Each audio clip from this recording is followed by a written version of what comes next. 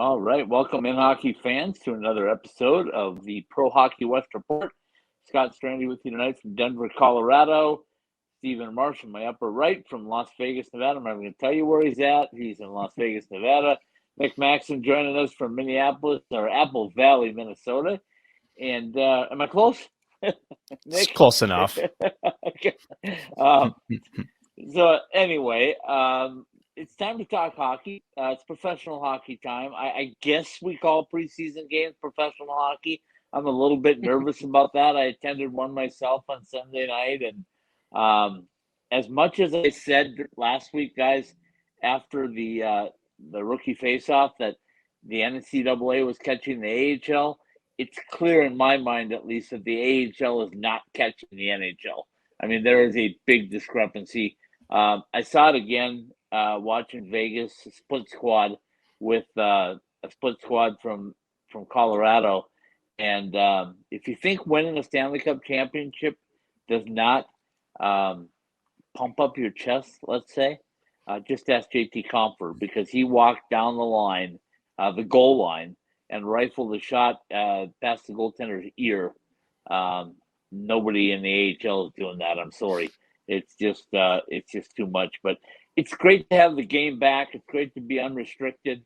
It's be able to go into the locker rooms, do those types of things again. I know, Steven, you were in Vegas's training camp and had a chance to get some stuff done, and the Wild have taken off, and we're working our way to get out west and get those teams covered as well. But not far away now. The Coyotes played tonight in Tulsa.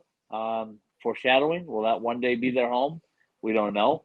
But either way, they lost to the Dallas Stars. So in a close game. I think it went to overtime. So anyway. All right, so let's start here, guys. Let's start with Stephen Marsh and find out what he found out from the Vegas Golden Knights. Who did they play, Stephen? You saw 2 games this week, right? Yeah, so they played Sunday night in Denver against the Colorado Avalanche, and then they played Monday night against the LA Kings at T-Mobile Arena on back-to-back nights. Okay, and they got one coming up tomorrow night back in T-Mobile, correct? Yep, as we're recording this on Tuesday, they'll have a game on Wednesday, so against the Colorado Avalanche yet again. So they're kind of getting every other day in here, and then they'll have a game on Friday, and then they'll get a couple of days off, and then they'll have a game next week. But yeah, it's a busy time. I mean, they had when training camp has started, right? And so you have 3 days where they were 3 groups on the ice and 3 sessions, and then they had a preseason game Sunday, and then they had a preseason game Monday. They were off on Tuesday, and then they're going to have a practicing and morning skate on Wednesday. So it's been busy. But it's been good. I think Bruce Cassidy has been well involved, obviously, as the new coach of the Golden Knights, and inserting his new system in there, especially on the defensive end, which is the biggest change there.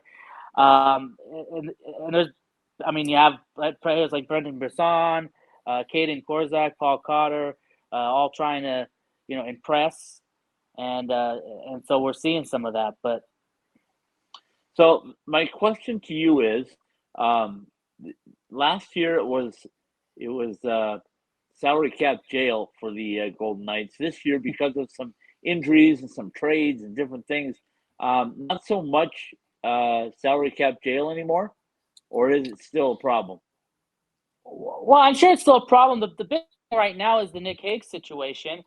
There's still some disputing on that with contract, and he's a restricted free agent, and so they're still trying to work out. He's going to start skating overseas somewhere until things get resolved, and then we're done with that. I really did. I thought that was over with, especially if you're restricted. Just sign the contract, play your year, and get ready to move on. Okay, that's my opinion. Well, and he I guess he understands the situation Vegas is in with the salary cap, but I guess his camp is saying that why does that should take away from Nick Hague and his value and what he feels like he's worth as an NHL player at this point in his career. So we'll see what happens. But of course, that leaves the spot open on the defensive end, and they have, they have players like Ben Hunt, and they have, of course, the Shea Theodores, the Petrangelos, the McNabbs, and everything, and the Martinez's of the world. Of course, Martinez is got an injury now, but that doesn't sound like it's too serious, so something really to be concerned about, I don't think. But so I mean that leaves an opening, and we're going to show an interview with Caden Korzak in a couple of minutes. But you have somebody like a Caden Korzak, a Leighton Ahak, who are, or of course the Henderson players last year. Caden Korzak's pretty high on their radar right now, and he's somebody that really has an opportunity to get a spot if there's an opening. If the Nick Hague thing doesn't work out and he doesn't play, or if they if they decide to go, if there's an injury or two, maybe Caden Korzak can get in there. Him and Ahak were on a line together, defensive pairing on Monday's game against the Kings, and so they had some chances to get in that, and that was exciting for them. Didn't really factor too much in the game, but just for them to have that opportunity to go and play. Now, what's interesting is that the teams, a lot of teams had their roster cut, to trim down on Tuesday, and of course, a lot of players went back to, are being assigned to the AHL.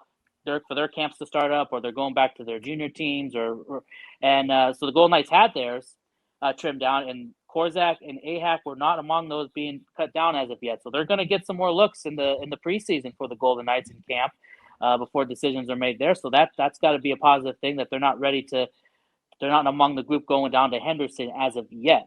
So that's going to be valuable for them to continue to practice and train with the NHL guys. Yeah, good stuff. Nick, you have any questions regarding the Golden Knights before we jump to your team? Yeah, I think that One of your teams. Yeah, right.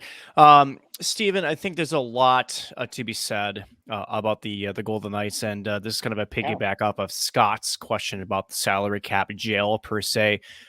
When you have Shea Weber's contract, which will be undoubtedly moved to long-term injury reserve, so well Robin Lehner's, that gives the team about $12.8 million in long-term injured reserve. There were early reports, I believe, this week and early last week, that Nolan Patrick may also be done for the season. Yes, he is. He is. So you add another 1.2. This team has got $14 million in cap that they can move to LTIR, which at least as of right now, from what we can see and what we project the roster to be, at least on the NHL side, this team could have a plus $4 million in cap space. So do you have any idea about the contract negotiations with Nick Hague and maybe where or why there's such a hang up? It sounds like the Golden Knights would have plenty of cap space, and is it just more of a bridge deal they're looking for? Or is Nick Hague looking for longer term, and maybe that's the holdup? Yeah, I'm not really sure. We're not hearing too much about it. Of course, McCrimmon addressed it at the start of camp in his press conference, and they, basically saying that it's been a priority in the offseason to sign him, and it still remains a priority in the offseason. We haven't heard much on Nick Hague's side other than reports by some of the local media, sports report area, who had some reporting from inside Hague's camp, so it's you're not hearing a whole lot about it, but I guess Nick Hague's is a pretty valuable player, but it's as I mentioned with these young defensemen, and if they can really show up, they may not need somebody like Hague. They may be able to move forward without him, but they want him there. That's kind of the message. Some of the players were asked about it in the locker room, just overhearing some conversations with different media members and talking to players and just hearing and it sounds like that the other players would, and Bruce Cassidy too, would love to have Nick here, but he's not there at the moment, and so they have to move forward with what they have, and they have some good talent still. Even on the bottom side of the defense pairings, and who will be and like I said, it gives an opportunity to like a Caden Korzak to continue to get some looks, and Leighton Ahak, and and these other like a Ben Hutton and stuff. So I think yes, they would love to have Nick Hague, but I think if for some reason things don't work out, they might be pleased with what they can roll with on the defensive end. You look at these two preseason games; they really haven't been that horrible if you think about on the defensive end. The first game you can kind of throw out just because of all the penalties and stuff, which we kind of saw, I think, along the whole league as a whole with penalties. I just think the way the games were going those first days. But the Monday night's game with the Kings, it wasn't too bad. It was a 2-1 game, so it wasn't a lot of scoring, and defensively it was pretty good. That's been obviously an emphasis with the new system with Bruce Cassidy. The other thing too, and I forgot to mention this, is the goaltending too. The goaltending battle between Hutchinson, Thompson, Hill, and Brossoit, who's injured right now, not participating in camp. Obviously, when he gets back, not injured anymore, he'll probably get a spot. But Hutchinson was impressive in his time in the first game against Colorado, and they like that. And Cassidy said that he should be considered. And so it's not just between Thompson and Hill. You got to throw Hutchinson in, and so that's 2 spots or 1 spot for for that. And then who's going to be the odd man out going down to Henderson or what have you. And then Thompson played last night, the first part of the game, and he was good. Hill came in and was pretty good himself. So that's the other storyline in training camp for the Golden Knights too, is who's going to get those coveted goaltending spots. Obviously, with Leonard being out the whole year, there's opportunity there now too in net. And like I said, Hutchinson has experience in the NHL, so it's not like he's just a rookie guy thrown in there. Hutchinson has some experience playing on some NHL rosters with Winnipeg just recently. So that's another storyline with the Golden Knights training camp too, is the goaltending, and then what happens with Haig and the defensive side of things, and there's some other things too, but those are the 2 main things. Scott, before we move on to my teams, Steven, just real brief, introduce your conversation with one of the Golden Knights players. We have a clip of that, and then we can move on to a different team. Yeah, so as we mentioned, Caden Korzak, one of the younger players for the Golden Knights organization, we had a chance to talk with him for a couple of minutes during training camp, and so we'll go ahead and play that for you right now. Have you hear? Okay, we're with Caden Korzak. First of all, Caden, how has camp been so far this week? It's been good. It's been good to skate with a lot of the older guys, and it's been good to get our legs under us here in the last couple of days. And when you look at you got to play in the rookie camp, and you got to be in San Jose. Did you feel like that gave you an upper hand from coming into main camp, that you already had a chance to get some skates in and get some games in? Yeah, I think so for sure. I think just getting your timing under you and just kind of those little things and those little details, I think, has really helped me for sure, and I know a lot of the other guys too. So it's just helped us for sure in this couple of days. What has the off season been like for you, from the time the season ended last year in Henderson and so to now? What have you been working on, and just your off season in general? I stay here for most of the off season. Train with our strength coach Jeff Conkle. Just tried putting on some weight and some strength. So I think it was a good overall summer for myself. There's a new coach in town here for the Golden Knights, and there's some change in systems. A lot of it on the defensive end. Of course, you're a defenseman. Where have you seen that's been different, and from on that end, and just adjusting to that? Yeah, it's definitely been a little bit different. Obviously, last year was man-on-man coverage. This year it's a zone. So just getting kind of used to where your zone is the biggest part, I think, for running the D zone. And do you feel like it's more of your kind of style of play, or does it benefit you more, this style, or has it been a lot of adjustment, or has it been easy to kind of? Yeah, no, I think it's been good. I like it because us as D-men don't end up at the blue line, so I think it's good for us D-men for sure. Okay, I'll ask one about the last season with Henderson. Of course, you had a really pretty positive season last year with Henderson. What was the progression from the season before to last season? What was the big difference in how you adjusted and played and just that stuff? Yeah, I think just finding 1 or 2 things that kind of stick out in my game. Obviously, playing against older, stronger guys, I had to find what worked best for me, and I think I made a really big jump in that regard. So I'm just looking to improve on that. Let me ask you one about the rest of camp now, going into the preseason. What are you looking for? Obviously, you're trying to get a spot on the big club, but just what are you trying to gain out of the rest of camp going into the preseason games?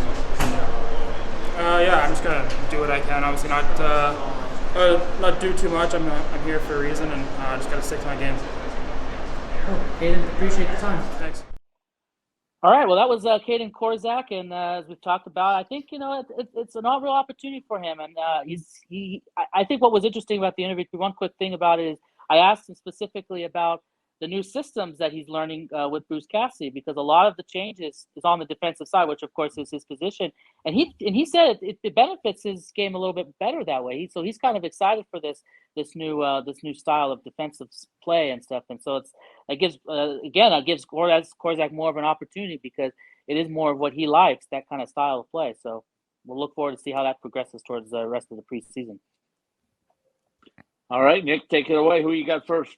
Let's start with Seattle's organization, and of course, they're the parent club of the Coachella Valley Firebirds here, Scott. So, if those in the listening area are wondering why we're covering them, well, that would be why.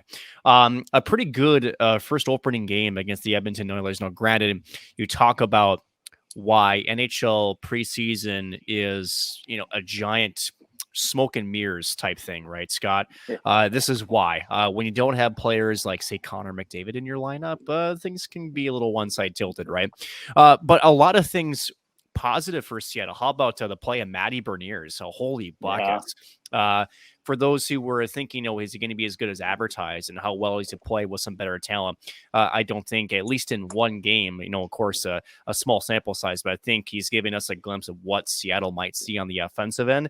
Holy buckets, is he giving them a good look? He looks really, really good. Doesn't look out of place at all. Good fleet of feet, making smart decisions, and what a shot too, right? Picking up that, how about this? A pass from Joey Decord. So you talk about the NCAA players making an impact in the NHL. How about ASU to the University of Michigan to a pretty nice goal there. So, and then the other storyline coming out of camp here, Scott, is the relationship that's being built between Shane Wright and Matty Beniers. NHL.com doing a nice feature on that. And, for an organization and for a fan, you want that relationship building. I know it's Wild fans, and you just have sort of that off ice, just friendship. Look what that's done with Kirill Kaprizov and Matt Zuccarello and their on ice performance. And so, if Shane Wright, who is still maybe a little bit of a chip on his shoulder after maybe being drafted in a different position than maybe he wanted or expected, if him and Matty Beniers can maybe rekindle some chemistry or kind of get close, so that could spell good for Seattle. Now, it looks like they've been keeping them separate already in the preseason lineup, so you kind of wonder if they'll maybe experiment to put them together. But so far, so good for Seattle. Again, blanking Edmonton 3-0 in the initial preseason game. They'll have another one tomorrow against the Calgary Flames. But so far, the upward progression for Seattle in year two looks to be pretty good. And mind you, it should have been an easy hill to climb. You can't really go much further down than where they were. And that's no disrespect to the organization. Right. Again, expansion team, that's tough, especially if you're not gifted like another team we just talked about. But we'll digress from that conversation. But so far, so good for Seattle. And I'm curious to see how things evolve, and especially some of the lineup decisions they'll have to make. If they keep some of the young guns up, will they put some back down to the AHL? And then, of course, a couple, 4 players already returned to their junior teams. No surprises there, but if you're a Seattle Kraken fan, I think you have to like what you see as far as progression from year 1 to year 2 already. You had to like that Joey Decord play there, Scott. That was just so good. Not I couldn't surprised. stop watching. Martin Brodeur-esque, right? Yeah. And you kind of wonder, Scott, these younger goaltenders, they all have, their heroes. They all have the guy that they, sort of looked up to, maybe modeled their game after. Kind of wonder Joey Decord if he was watching some Martin Brodeur or Marc-Andre Fleury playing the puck as much as he did.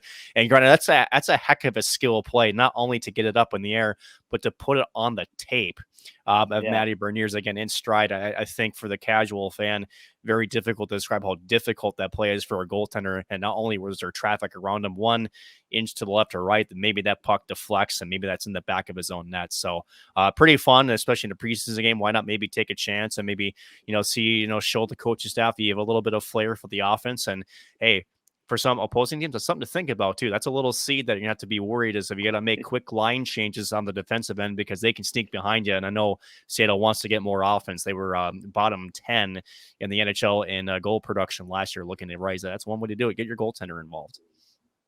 Okay, so I've seen Joey Decord do that multiple times in his 77 or 78 straight games he played at Arizona State. He talked about it. We had him on the podcast, and he talked about how important it was to be the fifth or the third defenseman.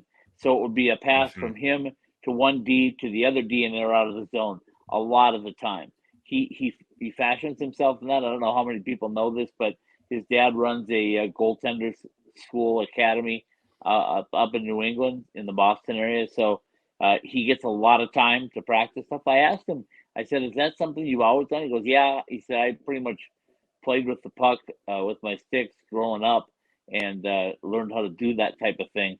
So it was interesting though. I asked TJ Semptimphelter, the new goaltender at Arizona State, earlier. I said, can you pattern your play after anybody, i.e. Joey Daccord? And he said, well, when I decided I was coming to Arizona State, the first phone call I made was to Joey Daccord to pick his brain on being a goaltender at Arizona State. And we talked about that. And he said, I like to play the puck, but not like Joey Daccord, and nobody does. So the interesting fact, guys, is I think there's two goaltenders that I can think of right now in our coverage area that deserve a shot to play. Steven knows this. I've told him that for a year now. Logan Thompson deserves a shot to be the guy. And now with everybody out, the big guns, if you will, out, it's time to let him play and see if he can be the guy. You can't play in one game and then yank him because you gave up a couple. You know, you got to let him play and feel if he is an NHL goaltender, which I think he is. I think the same thing with Joey Daccord. I mean, they bumped him around, they moved him around. He's getting up there now. He's had some experience, 3-4 years of this. It's time to let Joey go. But is that going to happen, Nick, in Seattle? I mean, they paid Grubauer a lot of money. It's I think based on the performances of both Grubauer and I can't remember the other goaltender off the top of my head. I do apologize, but I think right now the goaltending position's wide open. Sorry, Chris Drieger. Yes, having a little tick on my throat, so I apologize. But I think you have to at least give him a look. But no question, when you commit the time, meeting the contract length, and as well as the amount of money that they're giving to Grubauer, I think he does kind of get a default look. But I think he gets the start at least in the season, Scott, but I don't think the leash is going to be very long. I know that Seattle knows that, in order to get themselves in a better position in the Pacific Division, goaltending is a huge part of it. And if those two goaltenders in front of him, Drieger and Grubauer, continue to falter, I think the net's wide open for Joey Daccord, and I think he's going to prime position himself to be a very early call-up, especially if Seattle struggles out of the gate early. Yeah, totally agree with you. All right, Steven, you got anything from Seattle, or you want to move on? Well, we know how these things go. We got a lot of teams to get to, so I think we should move on. Okay, let's go to the team that played tonight, the Arizona Coyotes, making their trip everywhere but home. Well, where is home? Where's home for them? Yeah, good point. Good point. So they played in Wichita. They played in Tucson. They played tonight in Tulsa. I know for a fact the Tulsa fans were loving it. They support their Oilers pretty well and getting NHL hockey. And that BOK building seats 19,000, I was told. So you can pack them in there if you want to really give them something to look for. Is it realistic that the Coyotes might end up there? It is from the standpoint that I know, but it is from the standpoint that they could support hockey. It's not, though, from the standpoint of the national media and the TV broadcaster. It's just too small of a market, and it's too bad because the Phoenix market is big, but they're just up against it. I just don't. Every day I hear more reports. I don't know how they're ever going to get a deal done. And for those that are doubters, let me throw this out there just to maybe put a little perspective to this. I believe the city of Tempe offered either 2 or 3 opportunities for people to submit bids for the piece of land. If you've been to Tempe, Arizona, you know they're landlocked. There is nowhere else to go. That's the only piece of land. So if you're in this prime market climate or business climate, and you have an opportunity to pick up however many acres that is, 100 plus, and you don't even want to put a bid on it, what does that tell you? Because if you go down Rio Salado Parkway, you'll see some massive buildings like State Farm, and we'll go on and on and on about all the corporations that are built along there, but they stayed away from that spot. Really? I mean, really, if that spot was so prime and so ready to be done, there's something there that's saying, why are the Coyotes the only ones that are putting in an RFP to get that piece of land? So if you're holding out hope that that's going to be it, boy, don't hold your breath because you're not going to live long. So anyway, I think there's going to have to be another resolution. I don't know where that would be, because if there was another option, I think they would have chosen it by now. So hopefully there's an answer, but we do know one thing: they're going to play games in Mullet Arena. But already that scenario has changed, guys. The Coyotes did have a dual logo put out there with the Sun Devils in the first showing of the surface, and then it quickly went away and it became a big pitchfork, and it's going to stay a big pitchfork for at least the first 4 home Arizona State games. So what does that tell you? Does that tell you that they're welcome, or does that tell you like, yeah, we're tolerating it? I don't know. They're gonna be busy to keep changing that center ice logo from a pitchfork to the Kachina logo back to the pitchfork. Yeah, I think what they're gonna do, if that's the case, they're just gonna leave it the split one. Obviously, they'll leave it up, but Arizona State wants everybody in the world to know that that's their building, and they're touting it. So, yeah, as they should. Yeah. So the Coyotes are an interesting mix. We've talked about it. Barrett Hayton appears to be finally coming into his own. Had him with Nick Ritchie and Zach Cassian. Can you imagine that group with Barrett Hayton in the middle protecting the young guy? Yeah, I think so. We know the injury that came out that Clayton Keller is coming off of, a really bad one. So they're looking to him. I know Nick Bukestad. Nick, you're familiar with him.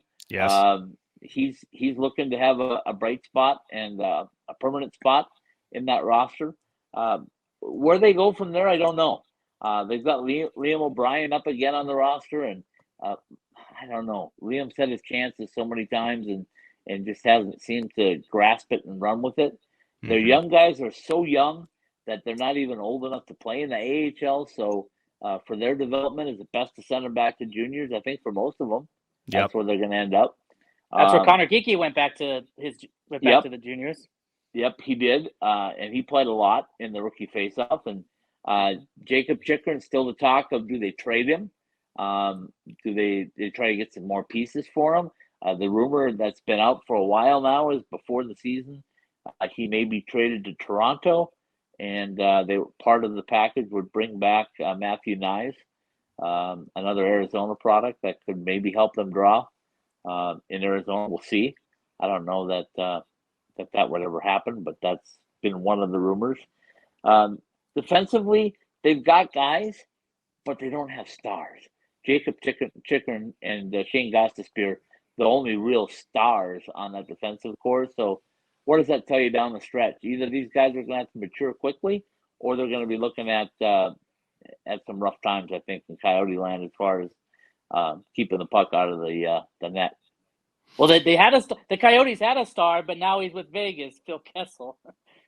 Yeah. Past his prime star. That's what I said too. But who knows? He's got something to prove, though. Phil might fit in pretty good with Vegas because I think so too. He doesn't have to be the man. He had to be the man in Arizona, and now he's got a new lease on life, if you will. So we'll see what happens, but. Yeah, I was talking more the defensive guys and the goaltenders. They used to have 3 or 4 really top goaltenders. Now they got Vejmelka, who's played pretty well. But after that, where do you go? So I don't know. And they're still trying to achieve floor status in the salary cap, which is a challenge.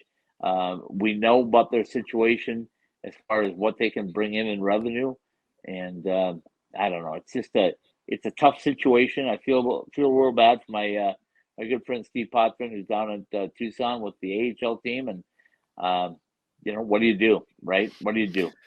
Scott, and it's an interesting thing with Chychrun, right? I know that some other reporting came out recently that his name was also linked to the Ottawa Senators, and the ask was the equivalent of 3 first-round picks in the return, which I think Chychrun is worth it, and if Ottawa swings that, holy buckets, could they have make a quick ascension amongst the ranks with the offseason they have had? And granted, update, they're playing tonight, and Shane Pinto, former North Dakota Fighting Hawk, who as an opposing media guy always cringed when he was on the ice because he was a very effective center for North Dakota, and is certainly showing that he's an NHL caliber talent, having I think a goal and an assist tonight up again the Senators. But I think you're right. And you kind of wonder, too, would this be an opportunity for Ottawa or for any team interested? Would they want Chychrun to do. Jeez, I don't know, because he's got what 2 more years left on his deal. Yeah, I think 2 now, starting this 2 year. now. Yeah, so he's got some length to it, and he's got a team friendly contract, and he's still relatively young. So I mean, it's not like I think Arizona can wait, but you kind of wonder if Chikrin himself, let's say Arizona is, as we know, with however the roster constructs, it's gonna be tough for him.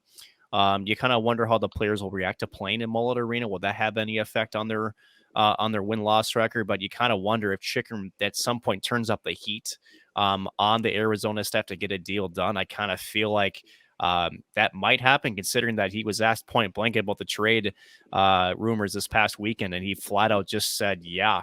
He didn't deny it. He flat out just admitted it, and went as far as to say that, it actually would be better for both sides. Which is you don't hear that answer very often, Scott. So you kind of wonder if at some point the Coyotes and Chikrin will be parting ways sooner than maybe either one would like. Yeah, well, here's the deal. How many draft picks do you want? We already talked about how young that team is. How many more first rounders do you want to pick? Unless your goal is to get the worst 10 teams in the NHL, so you're guaranteed the first round pick with somebody. I mean, I don't know.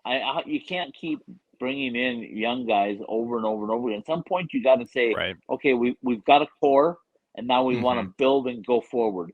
So if you got a guy like Jacob Chikrin, do you want to get rid of him? I mean, he's one of your few stars. So he is, and Scott, you kind gotta of get wonder something too. back. is You what I do. think. And you kind of wonder, too, if this is where it goes back to the lack of a permanent home for Arizona. I think there are players that simply don't want to go to Arizona. I do think that's a large Yeah. piece of the puzzle, and that's why Mm. Arizona is playing sort of this long rebuild to the draft, because with young players, again, they can send it back to juniors. They can send it back to college. Logan Cooley never even participated in the prospect showcase because, again, he's up here with the Gophers at the University of Minnesota. You kind of wonder if that just by showing that, I think that even the Coyotes know that this is a way. I don't think it's a choice. I think if they had a permanent home, or if we had an answer on something, I think they would be looking at the drafts and their trades a little bit differently. But right now, without a permanent home and not really anything to attract veteran and established players, I think this is a road that they feel like they have to take, not one that you would probably do as if you're a normal GM under normal circumstances. Yeah, I believe you're probably right. And then the other thing I would say is that if you're going to get something back, you got to kind of get something back that helps you, Mhm. and not just on the ice, but with the fan base. And that's why I say Right. that Matthew Nyes type trade would do something where might excite the Arizona fans a little bit to bring him back into the fold of because they do have Josh Doan. He's going to come of age pretty soon, Mhm. maybe a year or two. So they do have some local ties, but boy, there's a lot of rebranding to do. It's just one of those things. So, all right, Mhm. Steve, I'm not even going to give you a shot at him. I don't want to go down that hole. All right, who you got next? I think we'll head over to San Jose next and talk a little bit about the Sharks. They're kind of in a similar position going into this camp than the Golden Knights are, because they have a new coach in David Quinn. And so that's kind of the big storyline there. Of course, some of the focus players that have been looked at during camp, of course, is Bordeleau and Eklund. And they've had one preseason game so far as we've recorded this on Tuesday. They had a 3-2 win over the Kings on Sunday. But what they have still to work on is special teams. They haven't done a whole lot of special teams work yet, so they'll continue to work on that. But Bordeleau and Eklund, Coach Quinn said that they did some good things. They certainly things that they like, things that they have to do better. They could say that probably about every player, but those are kind of the guys that are kind of being really looked at in camp for the Sharks, of course. And again, the Sharks are kind of another team that we've talked about. It's a younger team. It's kind of maybe in a rebuild, so to speak, certainly a transitional period for them. Obviously, as a new coach and a new GM, they've got a lot of young players and stuff. So, are they really going to contend for a division spot, one of those top spots in the division? Probably not. But it'll be interesting to see at least for those two guys how they They do. And who ends up on the American Hockey League club with the Barracuda, and who goes back to wherever. But I mean, the Sharks, I don't know where they'll finish. I don't think they'll finish in the top 3, but they might do better than some people might think. But it's gonna be remains to be seen on their front. Okay, 2 things that I noticed on the Sharks at rookie faceoff, and I brought it up last week, so I won't spend too much time on it. But their goaltending situation, I think, is better than people give them credit for. Yeah. Strauss-Mann has tested himself in the European leagues. He's tested himself with Team USA, and I think he's performed pretty solid. So he's another one of those goaltenders. Maybe there's 3 that we cover that need a shot. They need to play some games and see if they are actually NHL caliber ready goaltenders. We talked about the young kid, the young draft pick, Beaupete, or I believe is his name, and that he's an 18-year-old kid that's just shown a real bright light on the side for San Jose, and he's there. The other thing is with Bordeleau and Eklund. I mean, Steven, you and I saw Eklund make a spinorama to end an overtime period. He's ready, right? He's ready. They got to bring him up and start using him because he's one of their skill players. Thomas Bordeleau, he'll probably be there, but it's scary because his size, to me, seems like, he better be careful because he's just a couple of hits away from spending some time on the IR. Well, here's another name too, is Daniil Gushin, and he survived the first round of cuts. Yeah. So he's another guy he's getting some opportunities, and they're excited about him. And so he survived the initial cut, and Ethan Cardwell, Brandon Coe, Mitchell Russell, Osley Wiesblatt, all were sent back to the Barracuda. So Daniil Gushin is another guy that they are looking very high on right now, and he's I can tell you one thing about those guys: they can fight. And they're even better. They're even better 2-on-1 and 3-on-1. Okay, I'm off that train. Yeah, he's only 20 years old. I mean, he's 20 years old, and it's just so he's David Quinn will do the best possible job with that roster. There's no doubt in my mind. But Nick, any thoughts on them, or do you want to jump into your team?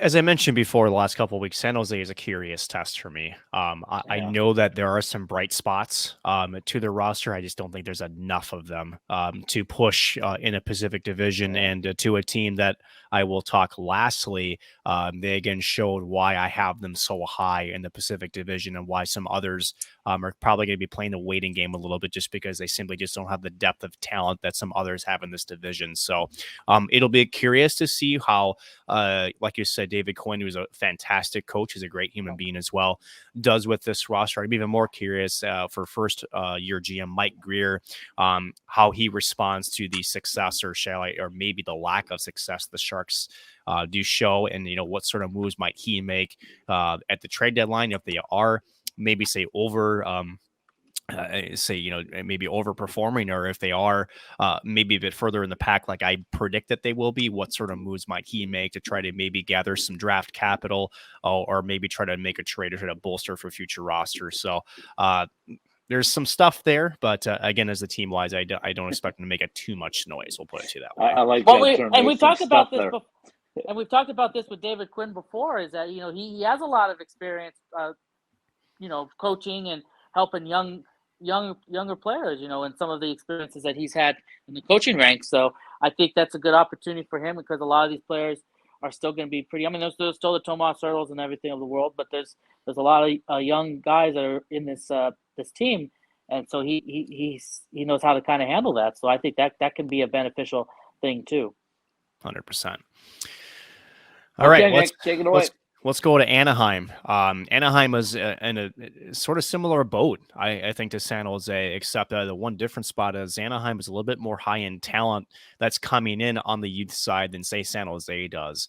And you say they have a star in net with John Gibson. The question is for how much longer, right? I think that's the bigger question for Anaheim. Be curious to see how Mason McTavish does. You talk about the jump from say a rookie face-off tournament in San Jose to how he performs now with some NHL caliber talent. Again, was unbelievable at the World Juniors here just in August. Yes, we said August. There was a tournament in August. That's strange, right? But looks, was a men amongst boys, right? He just was that higher in talent level than the people and the competition he was around. So I think he's ready for NHL action. I would be very surprised if he doesn't make the opening roster. Ducks did send 4 guys down to the respective junior clubs. No really surprise there. To me, it's business as usual. But I think the biggest question facing the Anaheim Ducks is now with Ryan Getzlaf retired, who's going to be the voice in the locker room? Who's going to be that captain's voice, right? Because you have the guys that wear the C, the guys that wear the A's, right? And let's put it this way: as Minnesota Wild fans, we know that sometimes a letter on the jersey doesn't necessarily mean that those are the only guys that have or should have a voice, right? So I'm curious to how the locker room responds to some new voices in that locker room in a leadership role. Well, I think that's going to be key, right, Steven? I'll get your comments here in a second, because this is a critical time for Anaheim with all the talent they have coming up, the talent that's NHL ready, and some more talent that they will have joining their roster in the next couple of years. This team is on a slow rebuild, and Pat Verbeek made mention that he wants to be competitive, but he hasn't really done anything to sort of try to accelerate that faster than he wants to or thinks he should, which I agree with. I think they're in a slow burn of a rebuild, which is the way you should do it. But the leadership core especially is going to be important to help keep the train on the tracks moving up and to not get stalled out. So that's going to be the one thing I'm looking for, as to who becomes that leader in the locker room. Is it Zegras? Is it guys like stalwarts like Adam Henrique? Will it be John Gibson? We don't know. But looking for those guys to step up and to see who takes the realms there in that locker room. Well, how about this? There's 2 names that I want to throw out there, ask you about. That could be part of that leadership group. How about somebody like a Cam Fowler or a Troy Terry? Yes, both those guys. To the punch on Troy. Yeah, Troy Terry to me would be a shock if he wasn't wearing at least an A. Not only because his incredible production last year, but for me and Scott, who know him both on his college years at the University of Denver, a human being off the ice, you can't get much better than Troy Terry is. And so to me, and wasn't he a 2-year captain also, Scott, at Denver? Am I not correct on that? He was. Yeah, you're correct on that. And the other thing is he's passionate, right? Yes. He told me this summer how passionate he was for Denver. He's going to feel that same way about Anaheim. Guess what Ryan Getzlaf was? Passionate down to the core, right? Yes, that's what you got to have if you want a good leader for a long term.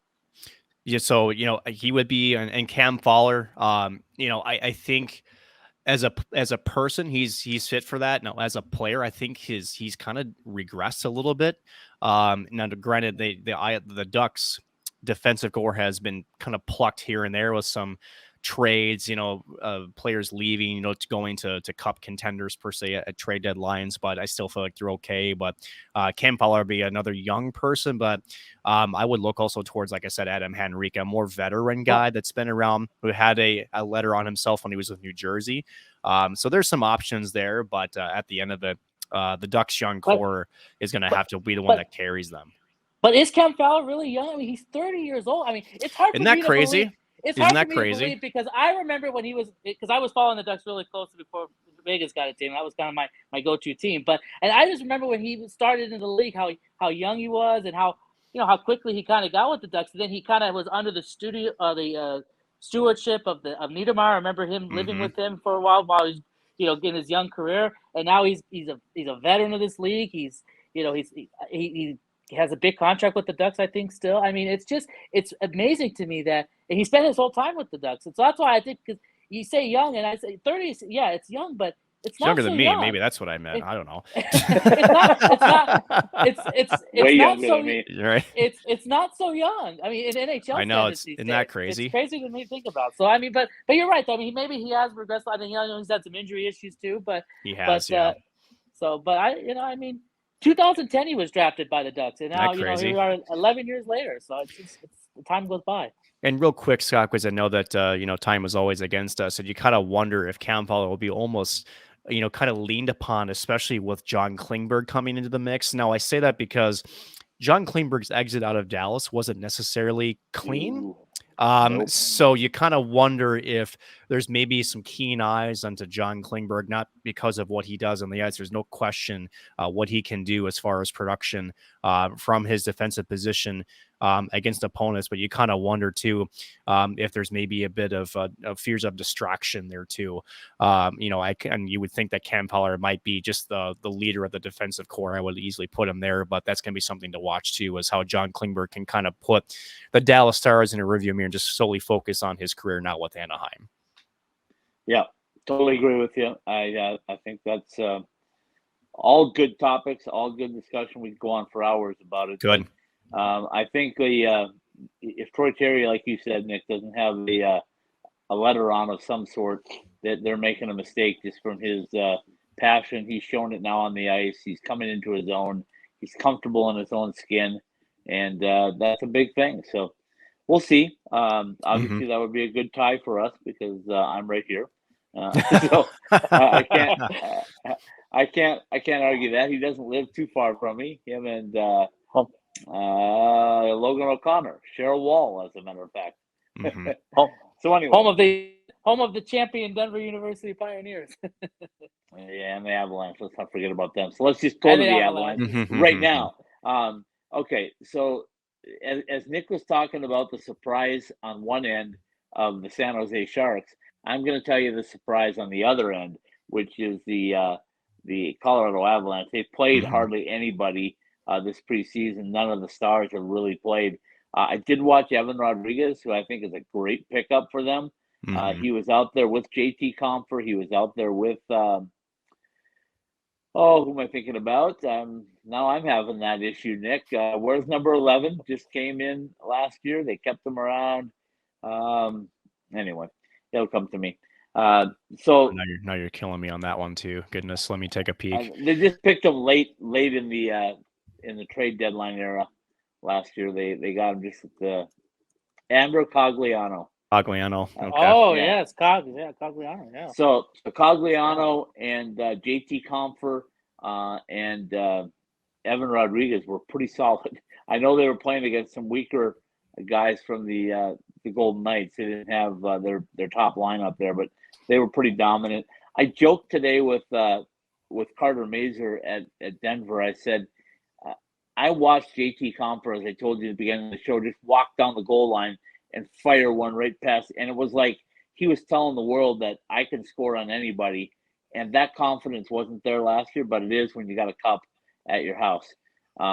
So I think there's a lot of guys that are going to show that this year. And I think that depth, everybody says, oh, yeah, well, what about you lose a guy like Kadri? And, well, you know what? They replaced him. And a guy like Evan Rodriguez maybe fits better. I think the question is going to be, how do they do defensively? Because Sam Girard played his first game since the third game of the playoffs, I think, last year, before he broke his sternum. So he's back. They got thumped pretty good by the Wild tonight, 5-2. Yeah, so preseason. Yeah, I know. And like I said, we haven't seen anything of Cale Makar yet, or any of those. Nor should you. Nor should you. Right. They're going to hold him off till the very end. Yeah. But so, and I think I saw Georgiev. Yep, Georgiev. Yep. Georgiev. Yeah. Okay, I just call him Georgie. It's easier, and I can't mess it up. Anyway, he looked really good. I thought against Vegas. I thought he played really well. He looked confident. The guys were saying that they feel confident playing in front of him. So I think he's going to be an upgrade, guys. I really do, over Darcy Kemper. There were a lot of people in the crowd that were looking for Darcy. We saw Johannesson play, and they were on his bandwagon too. But I think Georgie is going to win them over quickly in Colorado. And if he can be anything, he's going to be everything. Does that make sense? He doesn't have to do much, but he can stop all the critical things, just like Darcy did for most of the year. They're going to be just fine. So I don't know who catches him. I really don't. I think, and I'm sounding like a homer right now, but I'll tell you, with the Avalanche and the Pioneers, you're going to have to prove it to me who's going to beat them, because they won their championships and they celebrated, and then they turned the page. and they moved right on. And the Avalanche want to prove that they can do it again. I know Nathan McKinnon said after he signed his contract that, hey, you know what? Champions, real good Hall of Fame champions, win more than one cup. Well, 2 years ago, he was on the ice in Vegas going like, I haven't won anything. So now he's taking it to another level, going like, one's not enough. 100%. What do you guys think about that contract? Pretty massive. Now, I No, thought it's about not. this. No, Well, I was gonna say, because it sounded like it's a lot, but then I was talking with other people about that the salary cap is going to make a big jump here soon, and then these contracts they continue to get bigger, right? So it may seem like a big number, 12 something now, but it's not going to. In the grand scheme of things, 5 years from now, it's not going to be. It's going to be looks like a small deal. Well, never looks small, but No. 12 million a year is 12 million a year. Yeah, and he was going to get that, Scott. And Somewhere, I still think he could have gotten more, to be honest with you. I think so. And to your point, Stephen, and we'll make this quick because we still got 2 teams to cover with time running against us. But I do think that, to your point, and we could go on to this, as a whole nother topic, NHL GMs are banking in 3 years' time that the salary cap is projected to make a significant bump. And then the year after that, again, these are all projections. And you kind of wonder, too, does that change anything? We're already seeing NHL GMs, talk about the use of salary cap and everything else. They're already sort of putting themselves in the back of a corner before the salary cap even actually rises. Now, granted, Nathan McKinnon's contract is kind of an outlier because he deserves every penny, and I believe even a little bit more with what he got. He's well worth every single penny for him. He's going to retire a member of the Colorado Avalanche, but it's something to kind of look at as we go through the next couple of years to see if we're going to see a little bit more of these higher end deals that are in the double figures for millions. To see if, again, if the salary cap does rise, and what if it doesn't? That could be big trouble with some teams. And maybe that's what go back to the Nick Hague thing too. Is maybe that's what he's thinking in the back of his mind. Like, I need to try to get as much now because he's, if I, or at least lock in, because these deals will just keep getting bigger and bigger, and he doesn't want to get locked in at a lower amount where maybe he can get more. Yeah, the salary cap is low right now, but there is projecting to go up now that we're kind of out of COVID and the revenues are really starting to stream in and stuff again to the league. So, and that's all going to make the caps higher at some point. Well, it steers you right back to what we talked about with the Coyotes and the reason why they're still in Arizona and not to a smaller market. That TV revenue is extremely important if these jumps are going to happen in the salary cap. So you can't be messing with that. And Gary Bettman's no idiot. He knows what's going on with that, and that's critical to him. And he's trying his best to keep them there so he can keep that market, because that if you lose that market, guess what? They're going to want to revenues go down. Correct. Yeah, and they're going to want to renegotiate and say, we're not getting what we were promised. You're 100%. Giving us Tulsa instead of giving us Phoenix. Anyway, all right, Stephen, we got about 10 minutes left, so jump on it. What you got? Well, you got 5 minutes. Nick's got 5. Yep, well, I got 1. And we got to take a commercial still. We do. Let's take a quick break, and then we'll come back we'll do a quick break. We'll come back and we'll do a sort of a lightning round here for the last 2 teams here. The NCHC, where the best in college hockey compete, and the numbers back it up. In the past 8 years, 6 teams in national title games and a run of 4 consecutive national championships, 2 Hobey Baker winners, and 46 All-Americans. More than 70 alumni in the NHL with multiple Stanley Cup champions, a leader and innovator in the sport, including a one-of-its-kind pod. One conference, creating champions and improving the game. This is the NCHC. Really, JR? You think you can still do this? I'm focused. You're way too old to hit that target from there. I've been listening to everything you said. It's been running through my head, locked and loaded. All right, still got it. Still got it. Who's old now?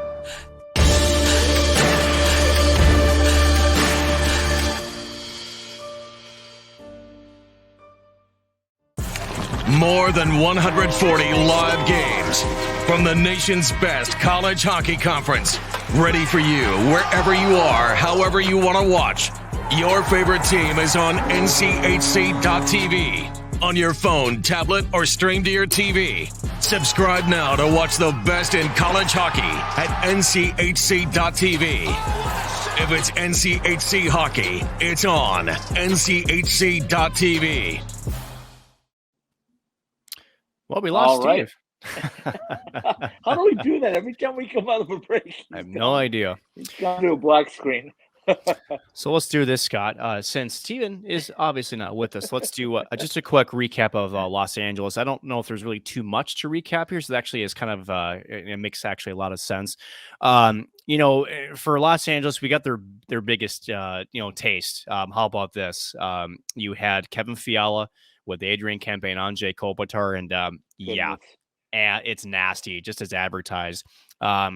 Their depth is going to be better this year. Again, I think they're going to be more balanced up front. We're seeing that. And then, Cal Peterson looks to be the guy that's going to be between the pipes. It's going to be scary. I think LA might even be better than even we're anticipating them to be. And let's just say that Kevin Fiala, that power play and even strength they're creating, they seem to have already some natural chemistry between the three of them.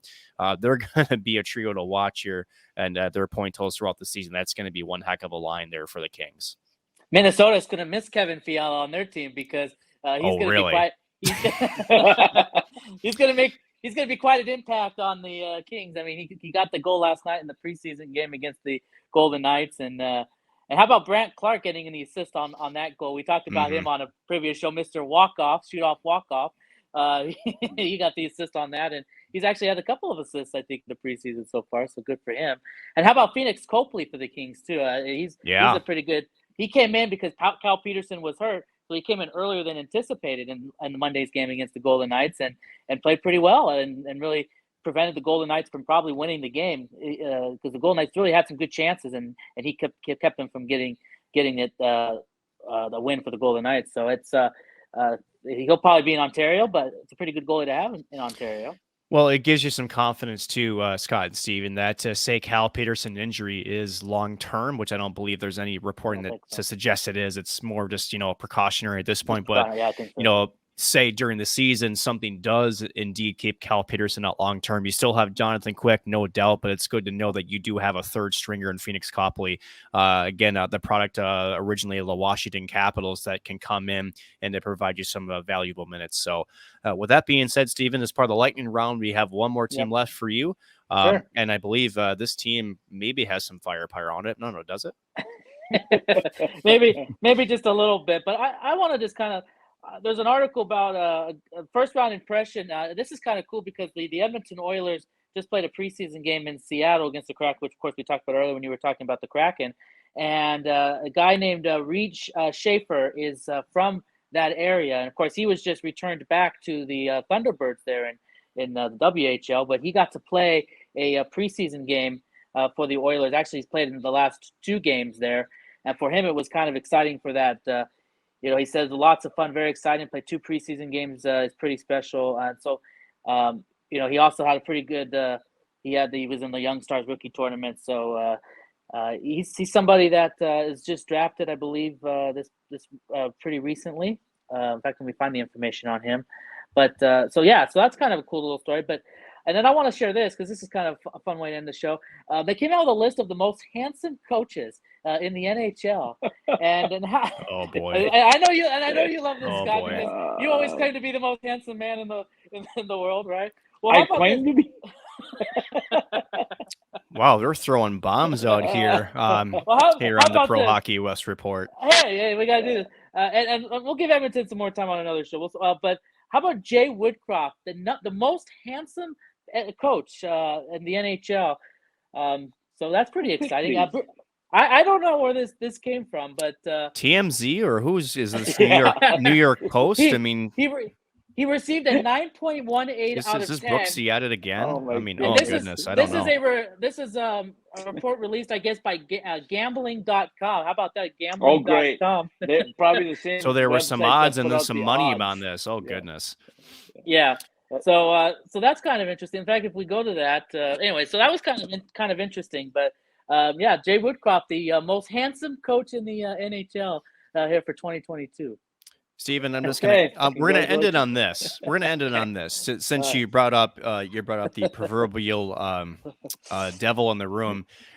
Bruce Boudreau, who again I love the guy to death as far as sound bites are concerned. I just see he's a heck of a Oh, human he's being. fantastic. Came in 16th on this, and you know what his response was when they asked. He obviously had no idea that this was a thing, as I think most normal people would. But they asked him about it, and he says, "What? Well, there's only way I'm 16th. That is a bunch of blind people voted." So that is your coach from And that is Coach and how Bruce about this? Boudreau. Daryl Sutter was number 2. Daryl Sutter was number 2. Now, if you're maybe Two each Daryl their own, Sutter, Steven. maybe Daryl Sutter 30 years ago was number 2, but I mean, Daryl Sutter still looks pretty good, I guess. But is he better looking than? I don't know. I mean, Okay, let me tell you what you just fell into, the fodder Yeah. trap. Oh gosh. You just clickbait. I know, but They got what they Yeah. wanted. They got what they wanted. Yes, they Clickbait. did. but we gotta lighten it up a little bit. I mean, it makes for great great discussion. It's Something like that. Something like that. Uh, Training camps, another week and a half, Scott. For most training camps, roster reductions will get a little bit more tougher, as well as bigger numbers over the next 10 days or so, as the preseason games continue to go and more cuts are made, and we inch closer to the regular season, which I believe is October 10th or 11th, right? I believe the 10th. That sounds right. That sounds yeah, right. I believe so. Yeah, I will tell you there'll be coaches and GMs holding their breath that they get through the next 10 days or so without any major injuries, because we know how fast that can happen.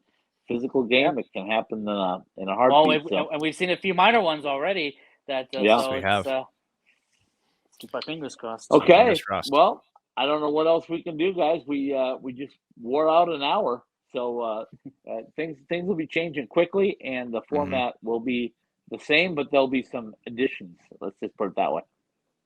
Very much so. Tease for the upcoming weeks. All right, guys. We'll say goodnight from the Pro Hockey West Report. Scott Strandy, Stephen Marsh, Nick Maxon, all with you tonight. We'll see you again next week.